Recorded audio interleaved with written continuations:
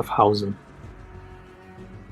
This small historic town in northern Switzerland has plenty of charm and a surprising amount of attractions. With Renaissance period architecture, a lovely riverside location, a close proximity to Switzerland's largest waterfall, and opportunities for outdoor activities.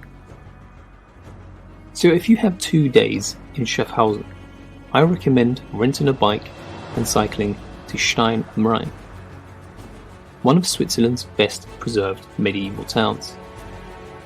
Or you can take a train to the Rhine Falls, which are the largest waterfalls in Europe.